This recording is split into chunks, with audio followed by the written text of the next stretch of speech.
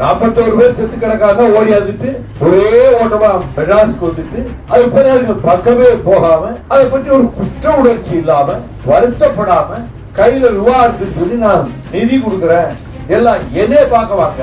தமிழ்நாடு சரித்திரத்திலேயே யாரும் செய்யாத பித்தலாட்டத்தனம், அரசியலில் ஆத்திச்சூடி கூட தெரியாத இந்த மனிதர் நான் ஆட்சிக்கு வந்து பொழுதே முதலமைச்சர் ஆகிவிட்ட மாதிரி கனவு உலகத்துல நடந்துகிட்டு அடுத்து நான் தான் சொல்றாரு.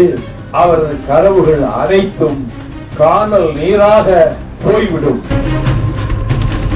விஜய் அவர்கள் மிக மோசமாக முதலமைச்சரை சித்தரித்து பேசியிருக்கிறார். அதுக்கு உங்க ரியாக்ஷன் இருந்தா நல்லா இருக்கும். நான் டிவி பார்க்கறேன், பழைய தபால்களை ஆய்வு பார்த்துக்கிட்டு இருக்கிறேன். ஒரு நாளைக்கு 8 மணி நேரம் 9 மணி நேரம். இப்ப கொஞ்ச நாளா நான் டிவி பார்க்கல, எனக்கு தெரியாது. டிவியில போட்டு பாக்குறேன், விஜய் ஸ்டேட்மெண்ட் அதுல வரல. அதுக்கு பிறகு விஜய் ஸ்டேட்மெண்ட் ஹிந்து இங்கிலீஷ் ஹிந்து எடுத்து போட்டு அதை நான் நெட்ல பார்த்துட்டு அப்பவே நான் 8:30 மணிக்கு ஒரு அறிக்கை கொடுத்தேன். அது கடுமையா கொடுத்தேன். 41 பேர் செத்து கிடக்காங்க. ஓடி வந்துட்டு திருச்சியிலையும் தங்காம ஒரே ஓட்டமா மெட்ராஸ்க்கு வந்துட்டு அது பிறகு பக்கமே போகாம அதை பற்றி ஒரு குற்ற உணர்ச்சி இல்லாம வருத்தப்படாம கையில ரூபா இருக்குன்னு சொல்லி நான் நிதி கொடுக்கிறேன் எல்லாம் என்னே பார்க்க வாங்க.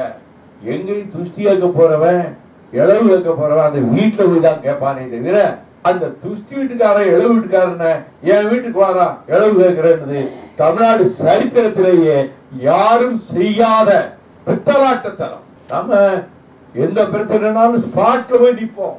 இப்ப எனக்கு உடம்பு சரியில்லாம அப்பவே போயிட்டேன். எனக்கு போக கரூருக்கு போக முடியல. இந்த ஹெல்த் கண்டிஷன்ல போக முடியாது. முதன்மை செயலாளர் காலையில அவர் போயிட்டார். இவரு முதலமைச்சர் எதுவுமே அரசியல் பண்ண வேண்டாம், இதுல இது துக்கமான நேரம் தான் ஸ்டேட்மெண்ட் கொடுத்தார். அதுக்கு பிறகு சட்டசபையில கூட விஜயை பற்றி ஒரு பேரையோ உங்க கட்சி பேரையோ கூட சொல்லல. நிகழ்ச்சி நடத்துறவங்க அதுக்கு பொறுப்பேற்றுக்கணும்னு பேசுறாங்க. இதற்கு சகட்டு மேனிக்கு அவரை திட்டி நான் தான் ஆட்சிக்கு வருவேன், நாங்க தான் வருவோம், எங்களுக்கு திமுக தான் போட்டி அப்படின்னு விஜய் சொல்லியிருக்காரு. அதுதான் நான் சொன்னேன். அரசியலில் ஆத்திச்சூடி கூட தெரியாத இந்த மனிதர் நான் ஆட்சிக்கு வந்து பொழுதே முதலமைச்சர் ஆகிவிட்ட மாதிரி கனவு உலகத்துல மிதந்துகிட்டு அந்த உணர்வோடு அடுத்து நான் தான் சொல்றாரு. காகித கப்பலில் கடல் தாண்ட முனைகிறார், ஆகாய வெளியில் கோட்டை கட்டுகிறார்.